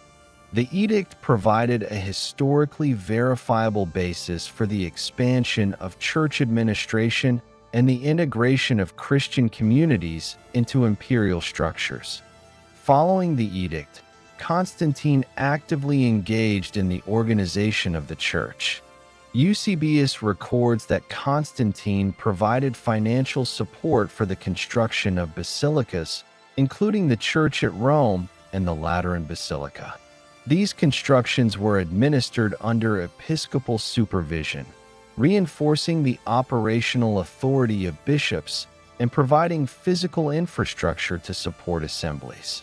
The allocation of imperial resources to churches, as documented in surviving records, strengthened institutional capacity and facilitated the coordination of communities on a broader scale. Bishops across the empire leveraged legal protection to consolidate hierarchical authority. Communication among bishops increased significantly, with letters exchanged regarding doctrinal disputes, clerical appointments, and community administration. Correspondence between Roman and provincial bishops demonstrates historically verifiable mechanisms for coordination, particularly concerning the resolution of theological disagreements and the maintenance of standardized practices. These communications ensured operational cohesion and reinforced the historically documented structures of bishop, presbyter, and deacon. Doctrinal coordination became an explicit objective of church leadership during this period. Disputes concerning the nature of Christ, The relationship between Father and Son and the role of the Holy Spirit were documented in letters and treatises preserved by Eusebius. Constantine, although not a theologian, intervened to facilitate the resolution of disputes threatening the unity of the Church. He corresponded with bishops, called assemblies, and provided logistical support for synods, creating historically verifiable evidence of imperial facilitation in doctrinal consolidation. The operational effect was the preparation of a standardized framework for discussion, debate, and eventual codification of belief.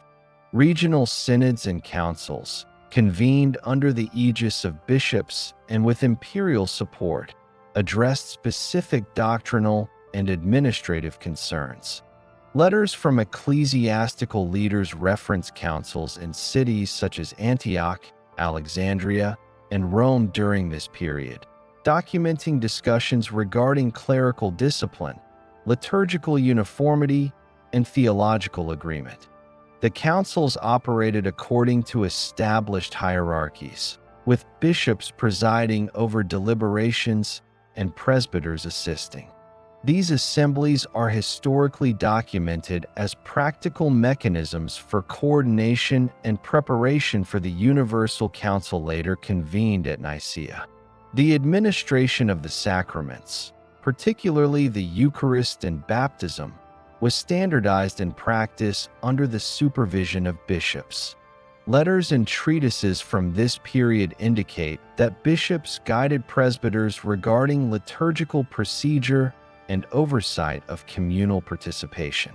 The documentation demonstrates the operational implementation of doctrinal instruction and sacramental administration, ensuring uniformity across the empire. These records, coupled with the physical infrastructure of basilicas and restored churches, provide historically verifiable evidence of centralized ecclesiastical coordination. Constantine's support also facilitated the establishment of communication networks and the circulation of authoritative texts. Letters, doctrinal summaries, and instructions from bishops were copied and disseminated to provincial communities. These texts, preserved in manuscript traditions and referenced by later ecclesiastical historians, provided a documented mechanism for maintaining doctrinal consistency. The practice of circulating authoritative writings strengthened hierarchical oversight and reinforced continuity across geographically dispersed communities. The period also reflects the operational integration of Christian leadership with imperial administration. Bishops received formal recognition and legal authority to adjudicate matters concerning community governance, property disputes, and clerical appointments. Roman administrative records corroborate the coordination between secular and ecclesiastical authorities, providing historically verifiable evidence of the interaction between church hierarchy and imperial structures. This coordination allowed the Church to consolidate authority, standardize practices, and expand organizational reach under the protection of the state. Financial and material resources provided by Constantine facilitated both the construction and maintenance of ecclesiastical infrastructure. Imperial grants and allocations, documented in surviving letters and legal records, enabled the Church to establish central administrative offices, maintain clergy, and support charitable distribution. Bishops oversaw these operations, ensuring continuity of practice and administration across multiple regions. The integration of material support with hierarchical authority represents a historically documented strengthening of institutional capacity during this period.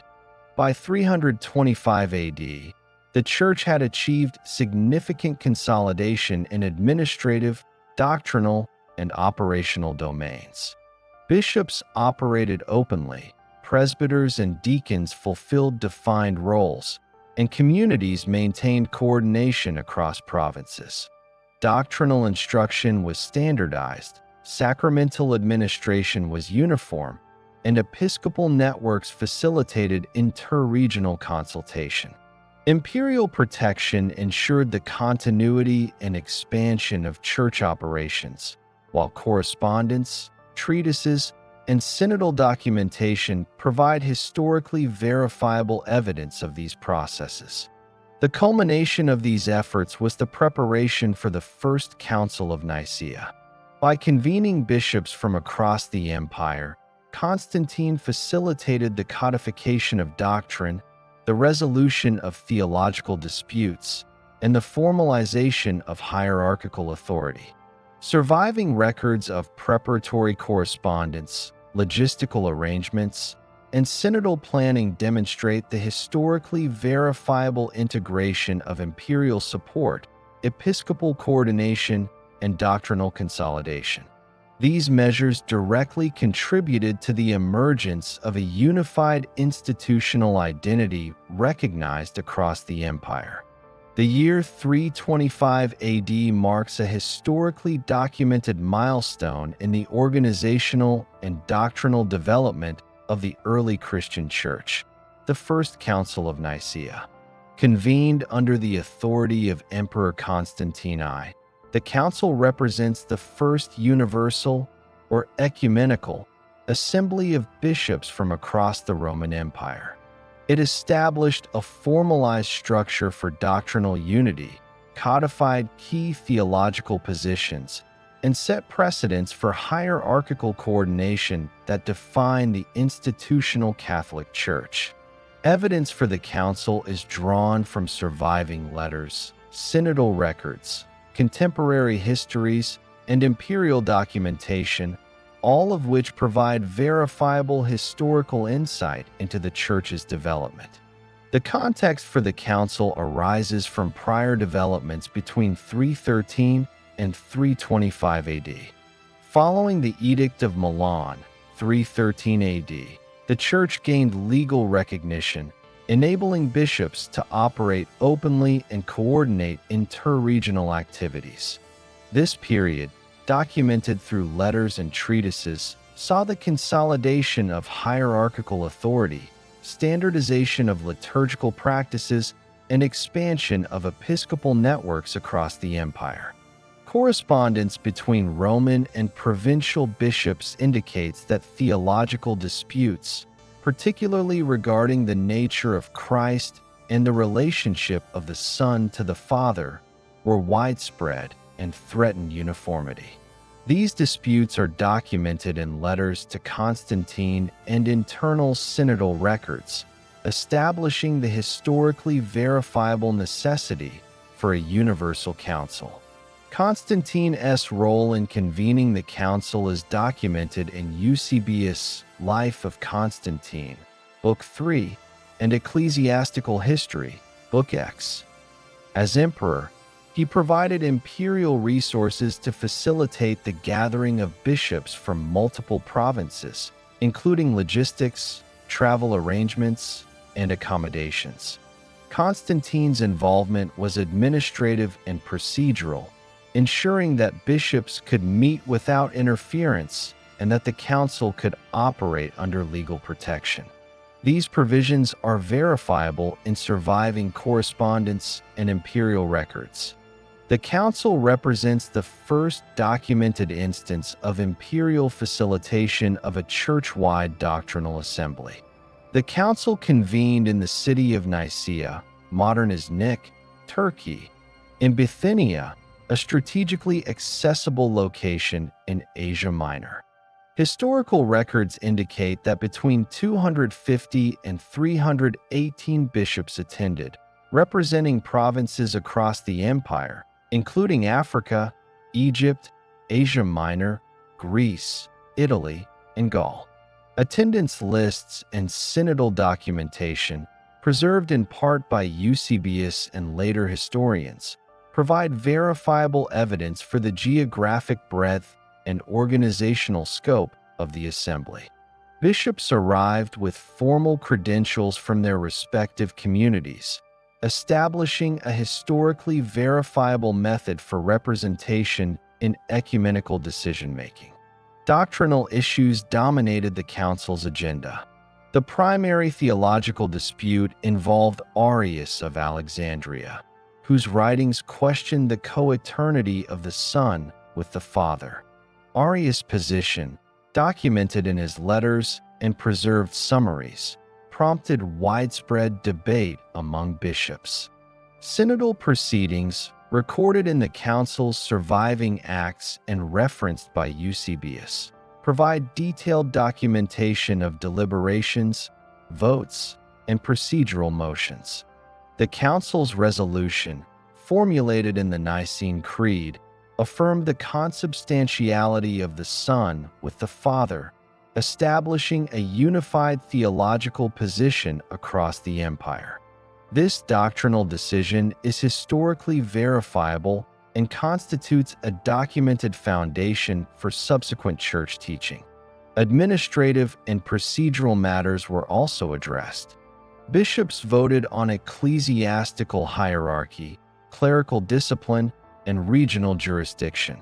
These decisions, preserved in synodal letters and subsequent ecclesiastical codices, formalized practices that had previously been coordinated informally.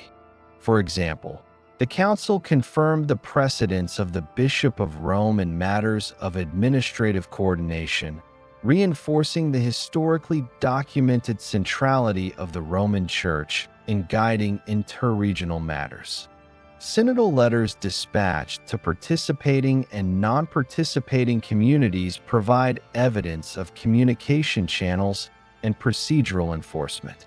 The council also addressed the calculation of Easter, a historically documented source of divergence among communities. Records indicate that bishops from Alexandria, Rome, and Asia Minor debated methodologies for determining the date of the Paschal feast. The council established a standardized procedure documented in synodal letters and subsequent ecclesiastical manuals, ensuring consistency across the empire.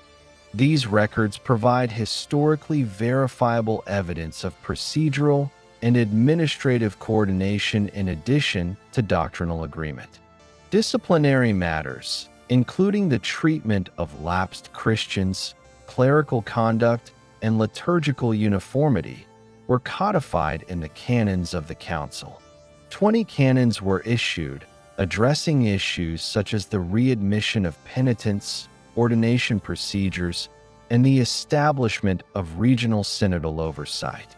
The canons, preserved in manuscript collections and referenced in subsequent church writings, provide historically verifiable evidence for the operational standardization of practices across geographically dispersed communities. The council also established mechanisms for enforcement and communication. Letters documenting the decisions were sent to participating and non-participating bishops, providing instructions for implementation. Imperial correspondence, preserved in Eusebius' account, confirms that Constantine facilitated the dissemination of council decisions and supported their enforcement by providing legal protection for bishops acting within their dioceses. These historically documented measures ensured that doctrinal and administrative decisions achieved practical application across the empire. The Nicene Creed, formulated at the council, represents the culmination of doctrinal consolidation that had developed over the preceding 3 centuries. Its content, preserved in multiple manuscript traditions, explicitly affirms the consubstantiality of the Son with the Father, outlines the hierarchical structure of the Trinity, and codifies key aspects of Christian belief.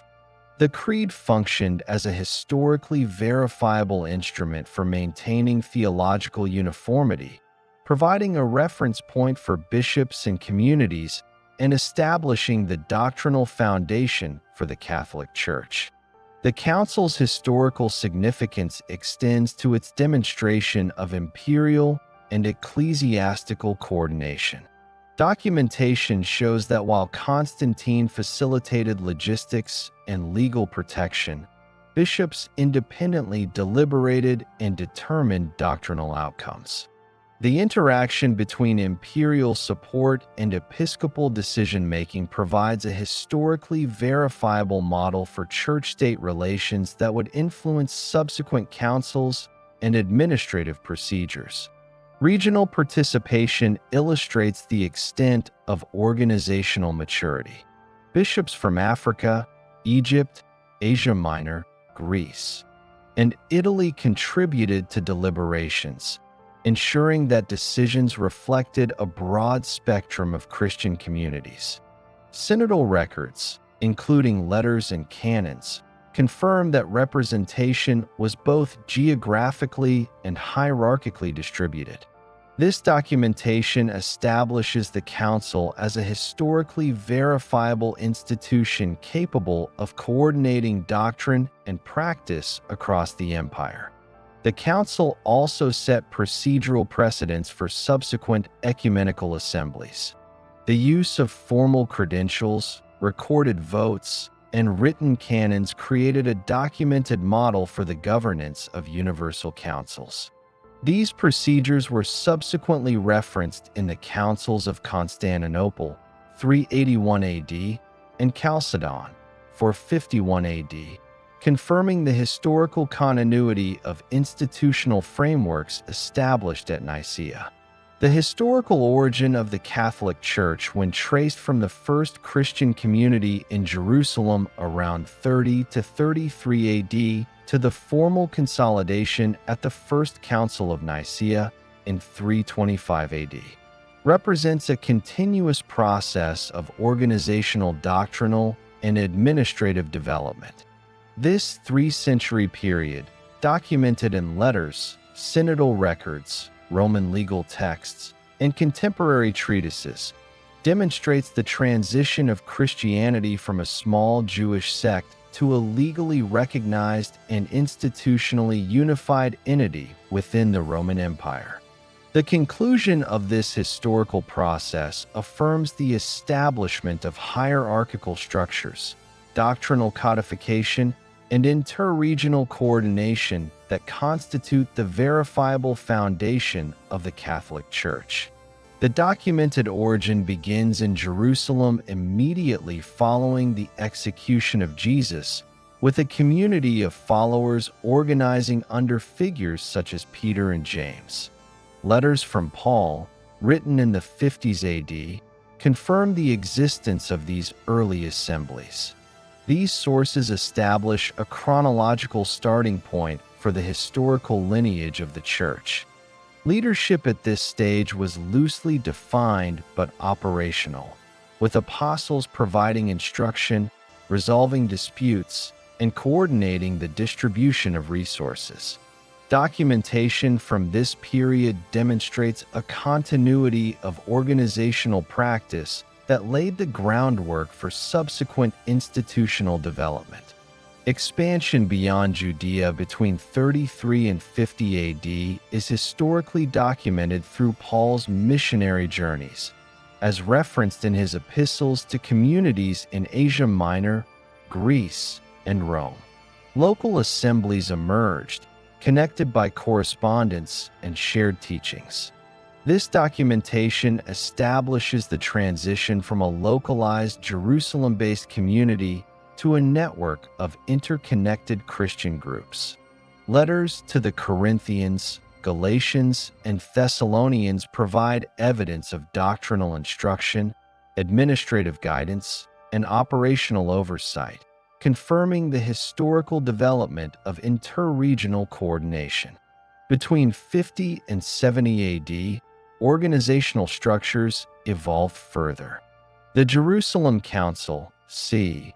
48 to 50 AD, addressed doctrinal disputes as documented in Acts and corroborated by later ecclesiastical writings.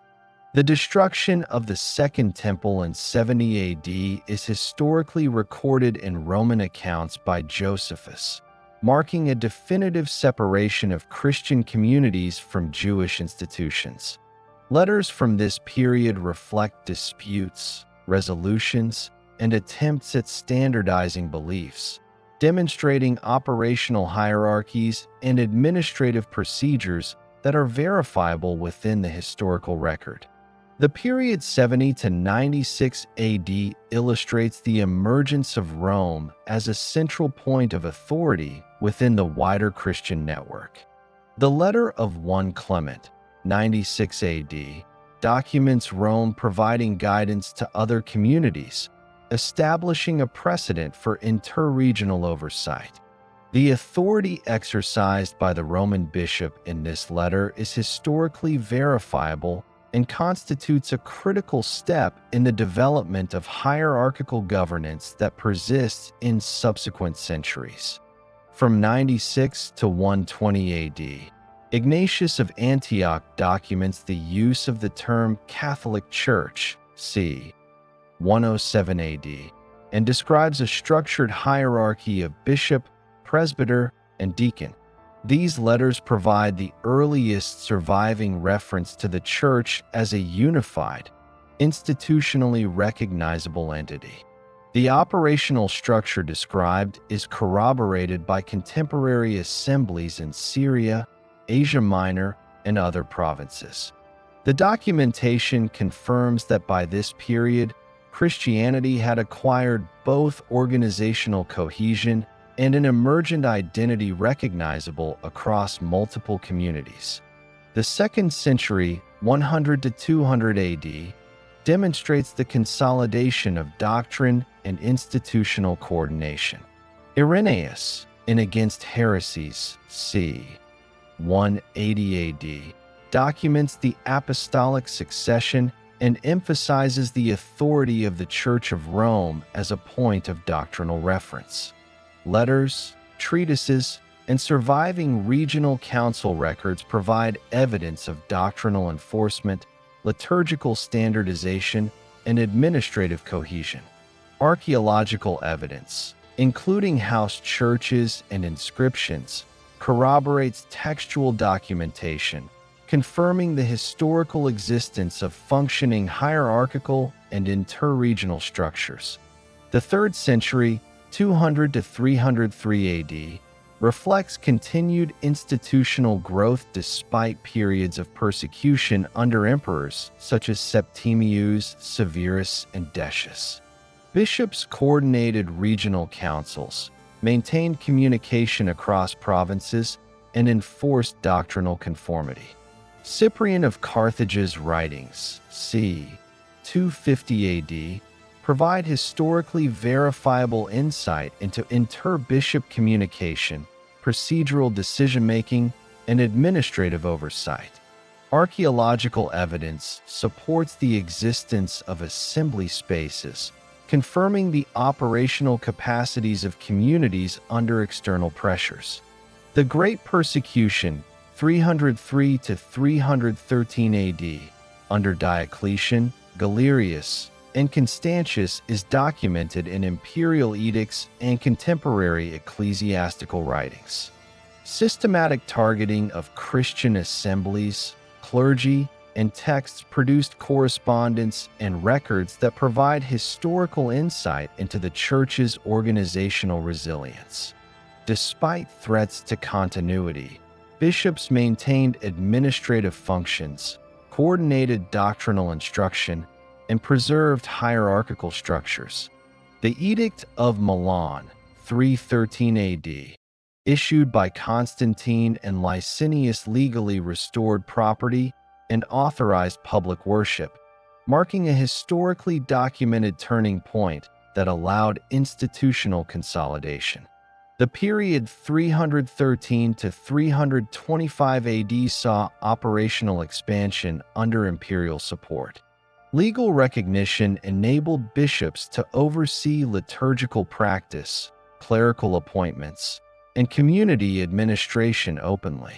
Correspondence and synodal documentation indicate the standardization of practices, the dissemination of authoritative texts, and the resolution of doctrinal disputes. Imperial facilitation, including the construction of basilicas and logistical support for councils, provided verifiable historical evidence of strengthened institutional capacity.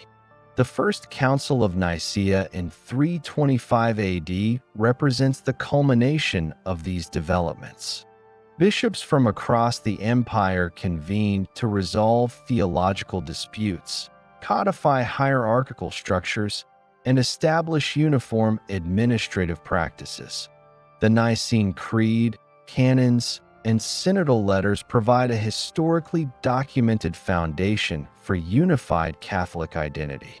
Procedural mechanisms, including credentials, voting, and communication of decisions, established a precedent for subsequent ecumenical councils and confirmed the operational cohesion of the Church as an institution. Throughout the entire period, correspondence, letters, synodal records, legal texts, and archaeological evidence provide continuity of operations, hierarchical structure, and doctrinal development. Each phase, from Jerusalem to Nicaea, is historically documented, showing consistent progression without reliance on legend, myth, or interpretive psychology. Leadership structures, inter-regional coordination, sacramental standardization, and doctrinal codification all demonstrate the verifiable evolution of Christianity into the Catholic Church. In conclusion, the historical origin of the Catholic Church is a continuous, documented process spanning approximately 3 centuries. Beginning with a localized community in Jerusalem, 30 to 33 AD, expanding through missionary networks, 33 to 50 AD, consolidating doctrinal and administrative structures, 50 to 200 AD, surviving periods of persecution, 200 to 313 AD, and culminating in legal recognition and universal coordination at Nicaea, 325 AD. The Church developed into a unified institution. Historical records, including letters from Paul, Ignatius of Antioch, Clement of Rome, Cyprian of Carthage, Irenaeus, synodal canons, imperial edicts, and archaeological evidence, provide verifiable documentation of this evolution. The completion of this process demonstrates the establishment of a hierarchical, doctrinally unified, and operationally coherent Catholic Church, forming the historically verifiable foundation of one of the most enduring institutions in world history.